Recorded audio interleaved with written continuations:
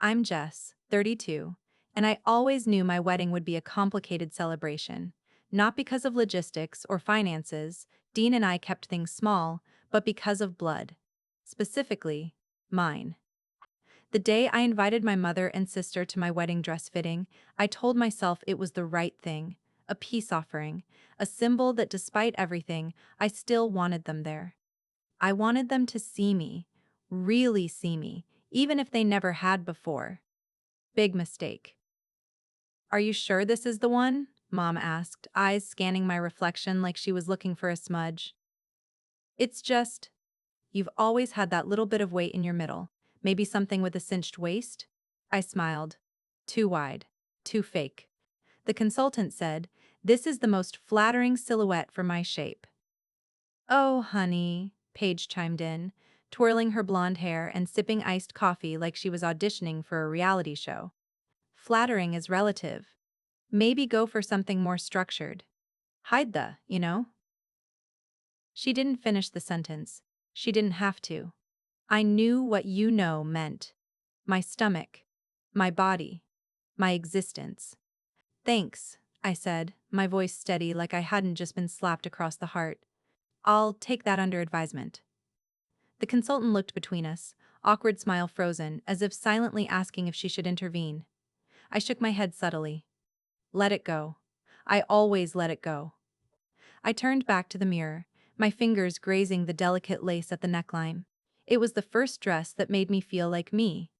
Not a version of myself trying to fit someone else's expectations. Just me. But their words burrowed in, like they always did. I heard them echo in my head as I tried to hold my posture. Always the quiet one. Paige got the curves. Jess is just more reserved? I was the shadow in every family photo. The extra. When the fitting ended, I changed in silence while Mom and Paige debated nail colors for the big day. I said nothing, just smiled like my teeth weren't grinding together behind my lips. Outside, the air was thick with summer heat and my disappointment. Dean was waiting in the car, his eyes lighting up when he saw me. I slid into the passenger seat and reached for his hand. How'd it go? He asked, squeezing my fingers. It was fine, I lied. He nodded, not pushing. He never did. That's what I loved about him. He never tried to fix me, just held space for me. But I couldn't shake the feeling as we pulled away from the boutique that by letting them in, even for this small piece of the day, I'd already given away too much. And yet, some stupid part of me still hoped. Maybe this time, they'd show up for me. Maybe this time, they'd see me. God, I was still so good at lying to myself. When I was 9, I drew a portrait of our family for my art class. Crayons, thick lines, a blue sky that dipped too far down the page. I gave Mom the brightest dress, Paige a sparkly crown. Dean, my stepdad now, wasn't in the picture back then. It was just us, the way I wished we were. I showed it to Mom after dinner one night, beaming, clutching the page like it was gold. Paige had just come back from cheerleading practice, ribbons still bouncing in her hair. Mom barely looked up from her wine. That's nice, Jess, she murmured, eyes glued to the evening news. Paige came around the corner a moment later, waving her new trophy. Best spirit. Which I didn't even know was a thing. Oh, look at that! Mom lit up like someone had flipped a switch inside her. She reached for the trophy with both hands, cooing, kissing Paige's forehead, asking if she wanted to call Grandma. I stood there with my drawing, suddenly aware of how hot my cheeks felt. Of how silent the room had gone around me. My arms dropped to my sides, the paper crumpling just slightly in my grip. She never looked at it again. That moment, simple, tiny, wedged itself into my chest and never quite left. Not the worst thing, not the loudest memory, but the one that echoed the longest. Because it wasn't about art. It wasn't about cheerleading. It was about seeing. And I had never been seen. I learned early on that being the quiet one meant becoming the bridge. I smoothed things over, said okay instead of, I'm hurt. Bit my tongue so Paige could shine. Sat still while Mom vented about her stress, her job, her ungrateful daughters, usually meaning me. Even when Dad left, The real one. Not the stand-in boyfriends or fleeting fiancés. It was Paige who cried the loudest. Paige who was comforted. I was told I was strong. So mature, Mom would say. Such a little helper.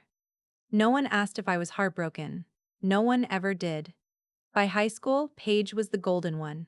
Prom queen. Straight teeth. The one who got stopped in grocery stores by people who remembered her cheer routines. I got good at fading.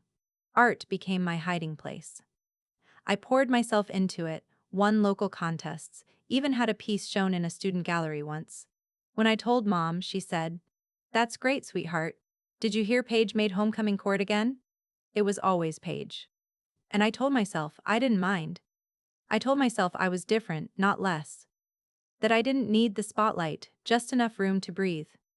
That maybe, one day, someone would choose me. When Dean did. When he looked at me with soft eyes, when he called me interesting, when he asked real questions and waited for the answers, I almost didn't believe it. But he did. And now, we're here. It flares up in moments like yesterday. Planning a wedding. Building something of our own. Still, that old wound. The one shaped like a crumpled drawing and an unfinished sentence. It's not gone. It flares up in moments like yesterday. Moments where I let myself hope and get burned. I just want one day that feels like mine. But with them involved, I'm already bracing for the smoke. Dinner that night was just the three of us. Dean, Liam, and me, seated around the little oak table Dean refinished last winter, his proud project that still smelled faintly of varnish if the windows were closed. It wasn't fancy, but it was ours. And that made it feel like a palace.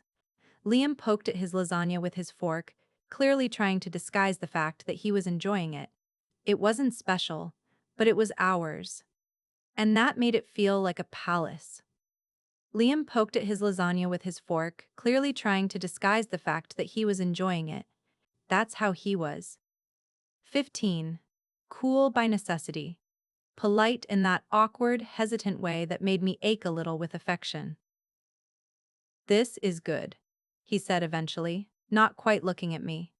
"High praise from the master of frozen burritos," Dean teased, nudging his son's shoulder. Liam rolled his eyes, but I caught the ghost of a smile tug at his mouth. It was rare, these little moments of softening. But they've been happening more lately. "I added spinach," I said, feigning seriousness. "You've just eaten a vegetable. Congratulations, you're officially a grown-up." "Gross," Liam muttered, but he took another bite anyway. I laughed, and for a moment the room felt suspended. Warm light, clinking forks, the low hum of a playlist in the background. Real life, but better. Like a scene I used to dream about before sleep when I was still living alone in that cramped apartment with peeling paint and a draft that came through the windows every winter. Dean reached across the table and brushed his fingers against mine. "Just a second. Just enough." Later, we sat on the couch with mugs of tea. Dean and I. While Liam disappeared into his bedroom, headphones in, probably watching something dystopian or violent or both. "You okay?" Dean asked, his thumb grazing the inside of my wrist. I wanted to lie, to say yes, to pretend the dress fitting hadn't left a crack in me wide enough to fall through. But this was Dean. The one person who didn't make me feel like I had to shrink to fit. "They hate the dress," I said, exhaling slowly. "Mom thinks it makes me look heavy. Paige thinks it's not flattering enough." Dean's jaw tightened just slightly. "Do you love it?" I nodded. "Then screw them." That was Dean. He didn't do pep talks, he did truth. Solid, uncomplicated truth that made me feel like maybe I wasn't crazy for wanting more than approval. Maybe I didn't need to be forgiven for taking up space. I leaned my head on his shoulder, listening to the rhythmic thump of his heartbeat. A part of me was still that girl with the crumpled drawing, begging someone to notice. It was new. A candid Liam had taken of us last month at the lake. Dean in a hoodie, me in his arms, Liam's face just peeking in at the edge with a rare full smile. I'd printed it, framed it, put it right where people would see it when they walked in. My family. Chosen. Not assigned. And for once, it felt enough. The first warning sign came in the form of an email from my mother titled simply, Guest List Revisions. No greeting, no warmth. Just a spreadsheet and a sentence. Please make these additions. It's important to include everyone who matters. I stared at it for a full minute before opening the file. 47 names. Country club friends, some second cousins I hadn't seen since I was 12, and two of Mom's Pilates instructors. Dean leaned over my shoulder and whistled low. We're going to need a bigger cake. I didn't laugh. I'd told her from the beginning. We wanted small, personal. Just our closest people. The ones who knew our story, not just the dress code. I waited until Sunday brunch to bring it up, thinking maybe in person she'd be more reasonable. Paige was already 3 mimosas in by the time I broached the topic, lazily scrolling through her phone while Mom buttered a scone with surgical precision. I looked over the guest list, I said carefully, trying to sound neutral. Dean and I were really hoping to keep it intimate. The additions might be a little too much. Mom didn't look up. You're being short-sighted. I just think, this is not just your day, Jessica, she said, finally meeting my eyes. It's a family celebration. People expect certain things. What people? I asked, voice quieter than I intended. Because most of the names on that list, they're your friends, not mine. Exactly, she replied, as if I'd just proven her point. We have a standard to uphold. These people have known you since you were in diapers. No, they've known Paige since I was in diapers. That stopped her. Just for a second. Then Paige snorted. Oh, come on. It's not that serious. You get to play bride, we get a nice party. Win-win. I folded my napkin with steady hands. That was how I managed. Controlled movements, measured tones, a face that gave away nothing. But inside, something twisted. I glanced at my engagement ring. At the tiny sparkle that had once meant new beginnings, fresh air, freedom. Now, it felt like a leash being slowly tightened. I already sent out most of the invites, I said, pushing back my chair.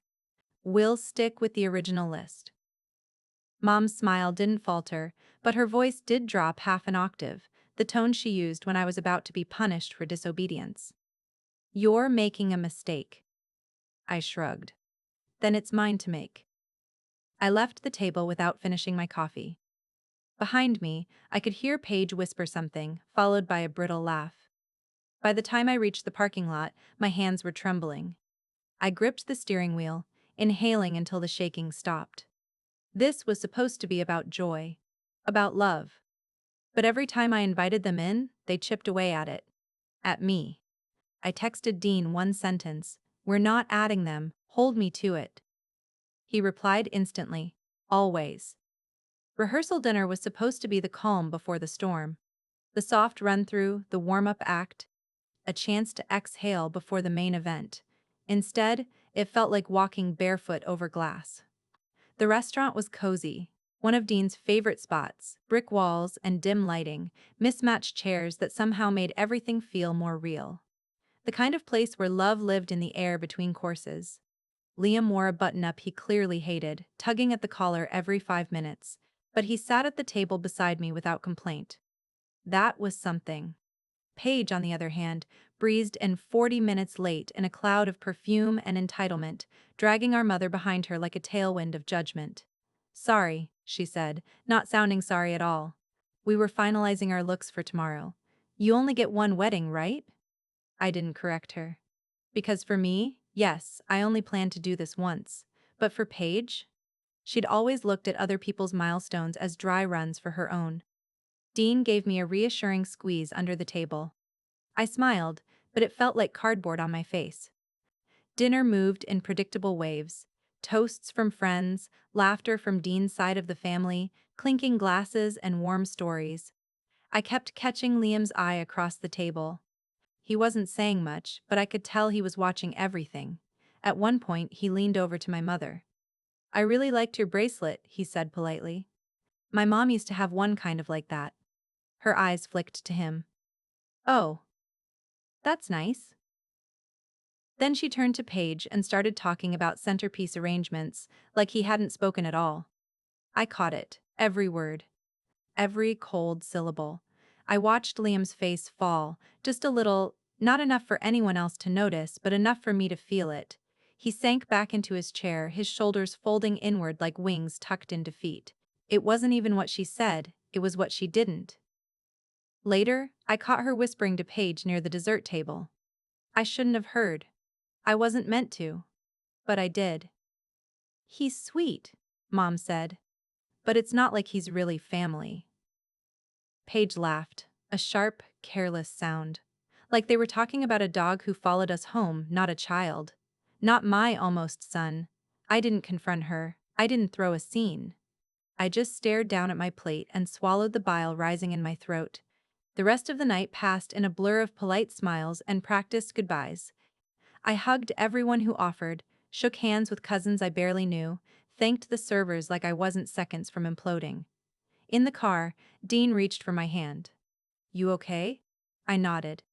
"Yeah," I lied again. Because, what else could I say? That the people who should have protected me had found a new target? That even on the eve of my own wedding, they were reminding me of who they believed belonged? That I was done pretending it didn't hurt?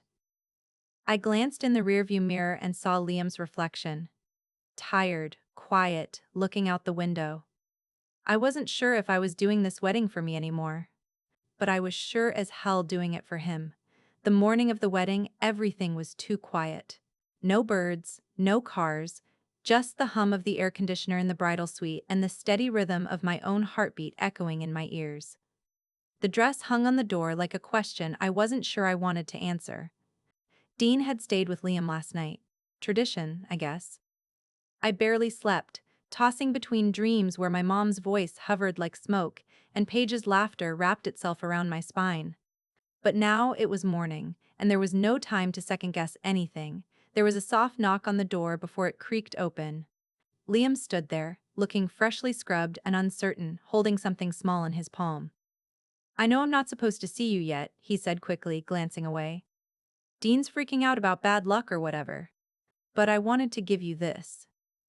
He stepped inside and handed it to me. A small charm made from twisted wire and a button I recognized from one of Dean's old shirts. It was clumsy, kind of ugly, and it hit me straight in the chest. "I made it," he said, scratching the back of his neck. "It's for good luck." Or something like that. My eyes stung. "Liam, it's perfect." He shrugged. "You don't have to wear it or anything. I just figured, I don't know. You always say we make our own luck, right?" I nodded, too choked up to speak. Then Paige burst in without knocking, her phone pressed to her ear and a frantic energy trailing behind her. "Has anyone seen my earring?" Earl one. Then Paige burst in without knocking, her phone pressed to her ear and a frantic energy trailing behind her. "Has anyone seen my earring?" The pearl one. "I swear I left it on the sink."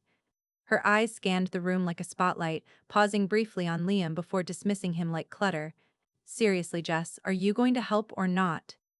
I stepped between them instinctively. He was just leaving.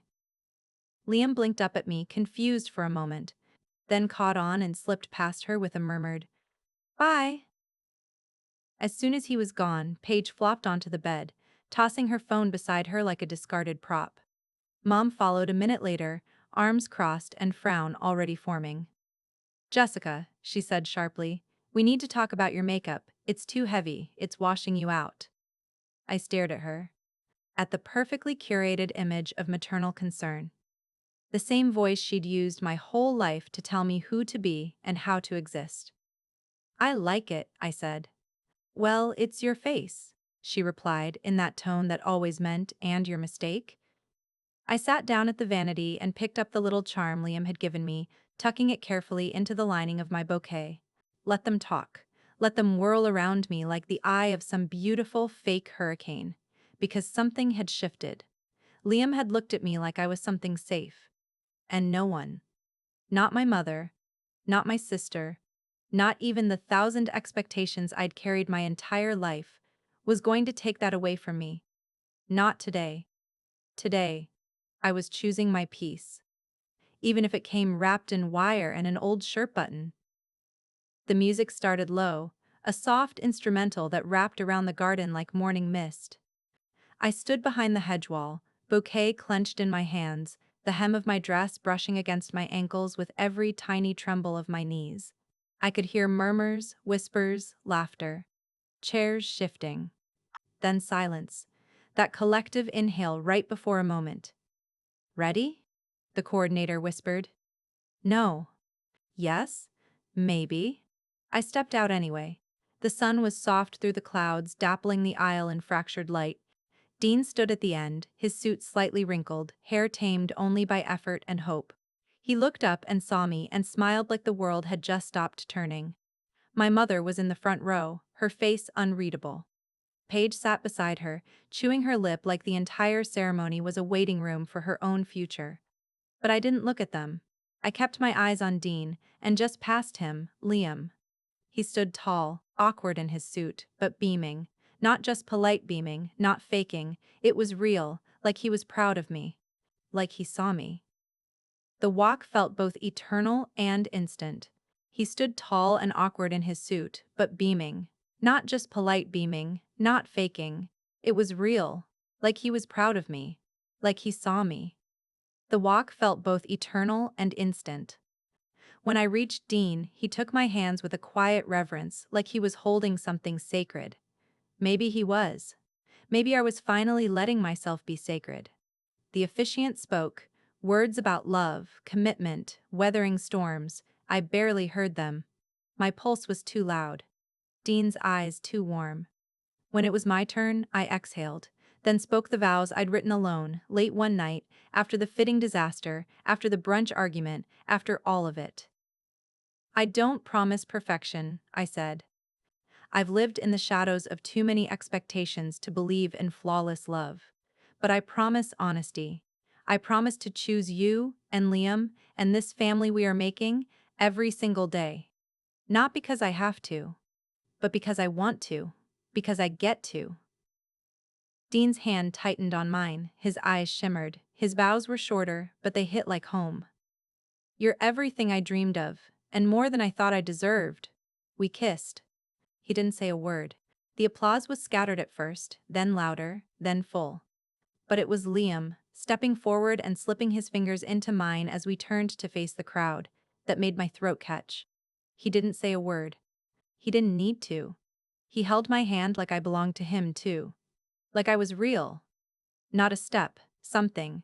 Not an accessory. Family.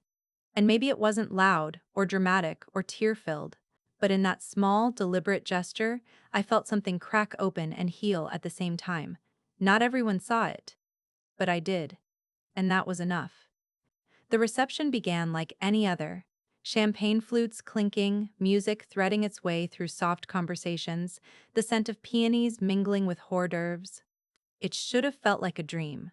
Like the reward for all the pain and compromise. Instead, I stood beside Dean watching the room move around me like I wasn't part of it. Paige was holding court near the bar, her dress a little too loud, her laugh even louder. She was always magnetic in moments like this, champagne glass raised, story flowing like honey, and tonight, apparently, was no exception. I watched as guests leaned in, dazzled by her curated anecdotes. A few phones lifted. Filters were probably already smoothing out the scene in real time. My toast was next. I knew that. I held the microphone in my hand, waiting for Paige to wrap up her story about something so wild that happened during her last vacation. She didn't mention me. Not once. When she finally handed off the mic, she gave me a smile. Sweet, shiny, hollow. Your turn, sis, she said, voice dipped in performative affection. Better make it Insta-worthy. I forced a breath through my nose and took the stage. Thank you all for being here, I began. My voice didn't shake. Not yet. This has been a journey. Planning this day. Choosing what mattered. Who mattered. The room quieted, not out of respect, out of curiosity. I didn't grow up imagining this moment. Not the dress, not the flowers, not even the vows. But I did imagine this feeling, being surrounded by people who show up, who see you. I paused, scanned the room. My mom was scrolling through her phone. And just like that, the silence inside me cracked. Some of us learn early that family isn't about biology. It's about choice. It's about effort. It's about who claps when you succeed and who listens when you hurt. I felt Dean's presence behind me, grounding. Liam's eyes on me from his seat near the front. Steady. Real. I raised my glass. To the ones who stay. The ones who look at you and say, I see you. I choose you. There was a pause. A few claps. Some murmurs. But I didn't care. I stepped down and Dean kissed the side of my head. Liam gave me a little thumbs up. For one brief moment I felt it. Like I belonged. Like I was visible. Then I saw it. Mom leaning toward Paige, her voice just loud enough for the nearest guests to hear. It's cute she lets him pretend he's hers. Paige laughed, not even trying to hide it. And just like that, the moment shattered. I looked around and saw it. Faces turning, a few stunned expressions. Someone covered their mouth. The poison had landed. Right on cue. And all I could think was, I let them in again. I gave them the chance to ruin something sacred. And they didn't hesitate. The mic was long gone, tucked back on its stand like the moment never happened, but I couldn't unhear it. It's cute, she lets him pretend he's hers. Those words lodged themselves somewhere behind my ribs, sharp and ugly, refusing to dislodge. I stood in the corner of the tent, half-drunk flute of champagne in my hand, staring out at people swaying to a song I didn't recognize. The music was soft. Their laughter wasn't. Dean was across the lawn talking to his college roommate. Liam was chatting with one of the waitstaff about the cake. The photo of the three of us. The one I'd framed with so much hope had been knocked slightly askew on the display table by a passing guest. It leaned crooked, just enough to feel like a metaphor. I couldn't breathe. I stepped out into the hallway of the venue, past the string lights and the two perfect arrangements. The cool air hit my face like a slap. I needed it. Needed something that didn't smell like roses and disappointment. My hands were clenched, nails biting into my palm. They'd said it, out loud, where anyone could hear, like it was just another punchline in their private reel of cruel humor. Like Liam didn't matter. Like I didn't. I wanted to scream. Instead, I sank into a wooden bench outside the bridal suite and stared at the cracks in the stone beneath my feet. The door creaked. I didn't look up. But the footsteps were familiar. Dean sat beside me, thigh pressed against mine. You heard it? I asked, my voice quieter than I meant it to be. He didn't answer right away, just reached for my hand. I saw your face, he said finally. And then I saw theirs. And yeah, I heard. The silence stretched. I should have never let them come, I whispered. No, Dean said gently. You gave them a chance. That's what kind people do. Well, I'm done being kind. He looked at me, and for once there was no attempt to comfort. Just understanding. They think Liam doesn't count, I said, my voice shaking. They think I'm pretending. That we're pretending. Dean's jaw tightened. He's our son. I nodded, blinking hard. Yeah, he is.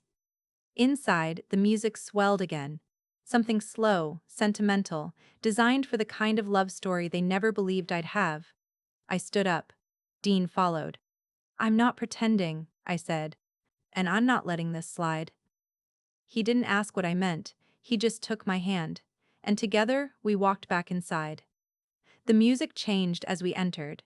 One of those syrupy, slow songs meant to pull couples onto the dance floor. A perfect moment, engineered for romance. But all I could feel was heat rising in my chest, thick and buzzing like electricity. They were still there. Mom, perched like royalty near the floral arch, sipping wine like she hadn't gutted me. Paige beside her, lipstick perfect, shoulders shaking with whatever private joke they'd cooked up next. The crowd hadn't heard everything, but enough of them had.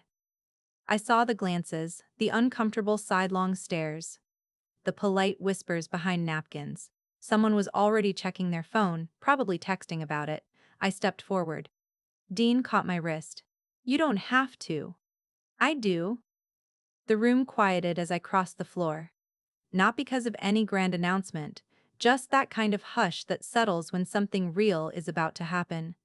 I reached the DJ and touched his shoulder. Can I say something? I asked. He looked startled, but nodded, handing me the mic like it was a torch. I turned around and scanned the room. Liam caught my eye from the side of the dance floor. His brows were pinched. He looked worried. I smiled at him. Real, small, steady. Then I turned to the crowd. I wasn't going to say anything, I began. I was going to let today be about love and joy and the family we've chosen. I paused, letting the words settle. But then I heard something. Something said loud enough to be heard. Something cruel. About a boy. About a son. About me. I didn't name names. I didn't need to. I've spent my whole life letting comments like that pass, swallowing them, laughing them off, shrinking so others could stay comfortable. I thought I could make peace with people who refused to see me. I turned toward my mother, toward Paige. Their faces had frozen, not shocked, just caught. I let you sit here today thinking you had a place in my life, that you were part of something sacred. But you've never seen me, only what I lacked. I didn't raise my voice, I didn't cry, I just told the truth. And for the first time in my life, it echoed. You could hear a pin drop. No clinking glasses. No soft laughter. Just the weight of my words hanging in the air like smoke that refused to clear. I turned slowly, facing the crowd, some wide-eyed, some already looking down into their drinks. And then I said it. The line that had been beating against my ribs like a caged bird from the moment I heard my mother's whisper. If you can laugh at a child being excluded from love, you're not welcome here. My voice didn't shake. Not this time. Dean had come to stand behind me, quiet and steady like always. Liam hadn't moved. He looked frozen, mouth slightly parted, unsure whether to run or stay. I met his eyes and nodded. You're okay. We're okay. The silence cracked first with a gasp. I think from one of Dean's aunts. Then a muttered, "Good for her," from somewhere to the left. And then, finally, a single clap. Measured. Sharp. Then another. Then more. It wasn't a standing ovation, but it was enough. Enough to tell me I wasn't crazy. I wasn't alone. I looked back at my mother. She sat rigid, wine glass still in hand, lips pursed so tightly they'd gone white. Paige looked between her and me, completely thrown off script. I think it's time for you to leave, I said, calm as ever. Paige blinked. Wait, you're serious? Yes, I said, very. My mother stood slowly, like royalty choosing to end a luncheon early. She didn't look at me as she set her glass down. Didn't say a word. Just turned and walked out. Paige sputtered, still rooted in place. This is insane. Dean stepped forward. You're not welcome here, Paige. Not after what we heard. She scoffed, grabbed her clutch like it personally offended her, and followed after our mother, her heels clicking furiously on the stone floor. And then, they were gone. The tent felt lighter. Not because everyone suddenly clapped or rushed to hug me. No. Because the air itself had shifted. Like I'd finally opened a window in a house I didn't realize I'd been suffocating in. I looked down at my hands, still wrapped around the mic, then set it back down gently. I wasn't shaking. For the first time in years, I wasn't shaking. I stood in the middle of the dance floor, the mic no longer in my hands, the echoes of what I'd said still ringing in the rafters. The crowd hadn't moved much. Some guests still stunned into place, others slowly finding their footing again like they weren't sure if they were supposed to clap or quietly disappear. But one person moved without hesitation. Liam. He crossed the dance floor like he didn't even notice the dozens of eyes tracking him. There was no performance in it, no nerves, but one person moved without hesitation. Liam. He crossed the dance floor like he didn't even notice the dozens of eyes tracking him. There was no performance in it, no nerves. Just a boy. My boy? Walking straight toward me. He didn't say anything. Just wrapped his arms around my waist and held on like he meant it. "You didn't have to do that for me," he whispered, voice muffled against my dress. I pressed my hand to the back of his head, fingers threading through his hair. "I didn't do it for you," I said softly. "I did it for me. Because we both deserve better." He didn't pull away right away.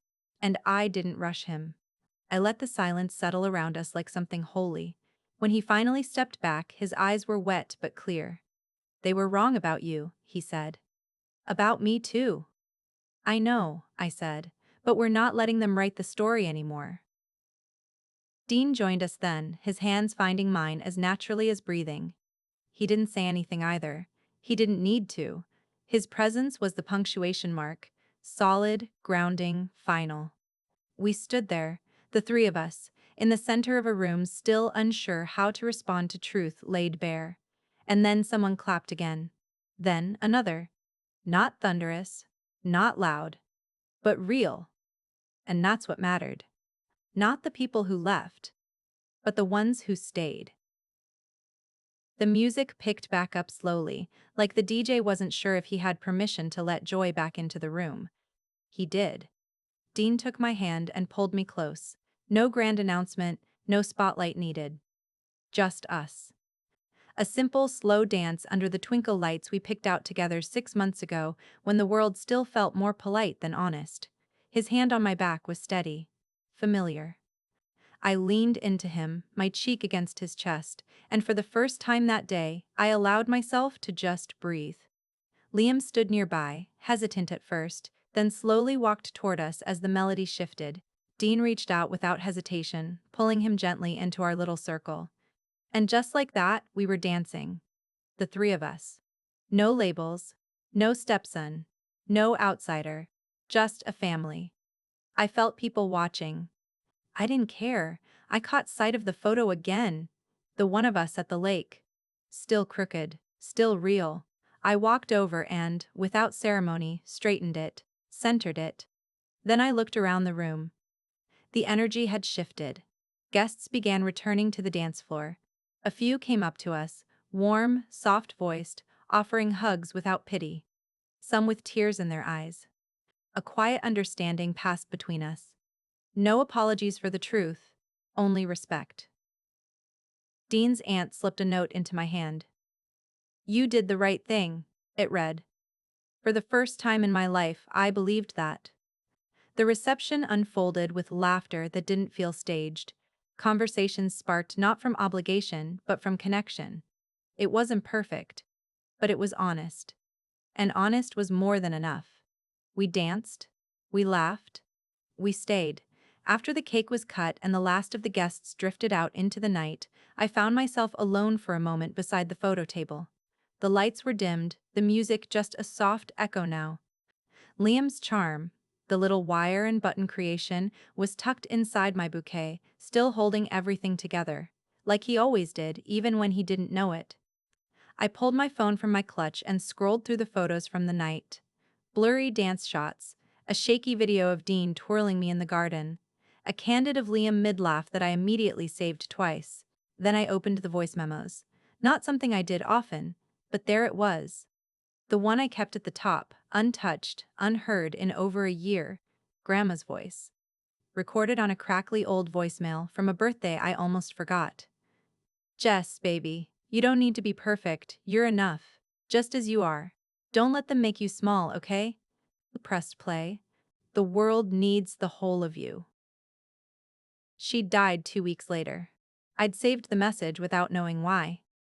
Tonight, I finally understood. I pressed play.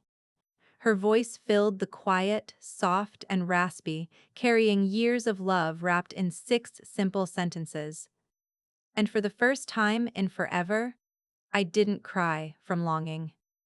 I cried from recognition. I let the tears fall freely. No audience, no judgment, just me and the voice of the one woman who had seen me long before I knew how to see myself. "You're enough." God, I needed that. I pressed the phone to my chest and exhaled a breath I didn't know I'd been holding since childhood. I believed her. Finally, I believed her. The next morning, the world looked different. Not because the sky was clearer or the light was kinder. It wasn't. It was cloudy, actually. Gray and unremarkable. But I stood in the kitchen barefoot, still in Dean's oversized hoodie, and everything in me felt, not because the sky was clearer or the light was kinder. It wasn't. It was cloudy, actually. Gray and unremarkable. But I stood in the kitchen barefoot, still in Dean's oversized hoodie, and everything in me felt settled. Dean brewed coffee while Liam poked at leftover cake with a fork, straight from the box, looking guilty and not sorry. I figured since I'm officially your stepson, I get stepson privileges, he said, grinning. I raised an eyebrow. Like breakfast dessert? He shrugged. Exactly. Dean slid a mug toward me. Married less than 24 hours and already letting the rules slip. Rules are overrated, I said, leaning into him. Honesty's better. He kissed my forehead, slow, steady, no performative passion. Just that quiet, grounding love that held me together when everything else cracked. Later, we stepped out into the backyard. The sky threatened rain, but I didn't mind. I brought the framed photo with me, the one of the three of us, now righted and recentered, and hung it on the wall beside the kitchen door. A place of honor. Not perfect, but us. Liam came outside a few minutes later, wearing a hoodie over his pajamas and dragging a folding chair. Dean pulled him into a hug before he could resist it. And just like that, we stood there, our little trio, watching the wind stir the trees. It wasn't flashy, it wasn't staged, but it was real. And after years of bending to fit the picture my mother insisted I belong in, I'd finally chosen the one I wanted. Dean. Liam. Me. Chosen. Not inherited. That night, after the dishes were stacked and Liam had vanished into his room with headphones and a new game, I sat on the edge of our bed, barefoot, hair still pinned in soft waves from the night before. Dean was brushing his teeth, humming something tuneless, and I stared at my phone like it might explode. Not from anxiety, just anticipation. I opened the voice memo again, not Grandma's, mine. It was one I'd recorded months ago in therapy, when my therapist asked me to try something radical, to say what I needed to hear from my mother, but in my own voice. I hadn't been able to listen to it back then. Couldn't bear the sound of my own vulnerability. But now, I hit play. Jess, you are not broken.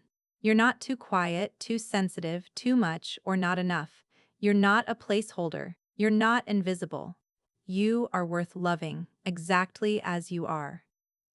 The voice was mine, but it felt like a letter from a future self. The woman I'd become just yesterday, standing barefoot in a wedding dress, saying the thing I'd waited 3 decades to say out loud. Dean walked in just as the last line played. You're worth loving, exactly as you are. He paused, then sat beside me, wordless. I didn't hide the tears. I let them fall. Dean took the phone gently from my hand, set it on the nightstand, and pulled me into his chest. Damn right you are, he whispered. And in that quiet, I let myself believe it again. Not because someone else said so. Because I had. The next morning, the air felt lighter. The kind of quiet that didn't come from absence, but relief. Because I had. The next morning, the air felt lighter. The kind of quiet that didn't come from absence, but relief. I sat at the kitchen table with my laptop open, fingers poised above the keyboard, the cursor blinking like it was daring me to finally say it. And I did. Subject: redrawing the map. Mom, I hope your journey home was smooth. I'm writing not out of anger but with clarity I should have found years ago. For most of my life, I've bent myself to fit your standards. I smiled through the jabs, the comparisons, the subtle cruelties disguised as concern. I let you shrink me so that the version of me you could tolerate wouldn't take up too much space. But yesterday, something shifted. I saw the truth. You don't see me. You never have. and I no longer need your permission to exist fully. This wedding was not a performance for family approval, it was a declaration. A vow not just to Dean and Liam, but to myself. That I won't be erased in order to be loved. I won't play small so you can feel big. I'm not angry. But I am done. I'm no longer seeking a place in your world. I've made my own. With love, Jess. I reread it once, then hit send. I didn't wait for a response, there wasn't going to be one, and I didn't need it. Some endings don't come with closure, some just come with freedom. 3 months later, our living room smelled like cinnamon and pine, and the Christmas lights blinked with lazy cheer along the edge of the mantel. Dean was in the kitchen, half distracted by an overambitious apple pie recipe. Liam sat on the floor with tangled garland around his legs, pretending not to need help. And I was framing a photo. It wasn't the wedding picture, though that one still hung by the kitchen door, proud and slightly tilted. This one was newer, simpler. The three of us on the couch, all in matching flannel, mugs in hand. Dean's eyes crinkled mid-laugh, Liam grinning with a marshmallow half stuck to his lip. Me, in the middle. No makeup. Hair a mess. Absolutely glowing. Liam glanced up just as I set it down beside the wedding photo. Looks good, he said, adjusting the garland around the tree base. Then, casual as air, "Hey Mom, can you hand me the scissors?"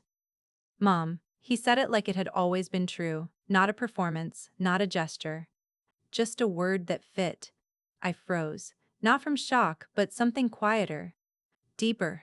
The scissors were already in my hand, but I barely noticed passing them to him. My throat tightened, but I didn't cry. Not then. He didn't notice what he'd said, and maybe that was the best part. I looked at the two photos side by side, one from the day everything cracked open, the other from the life we'd built after. A legacy. Not inherited.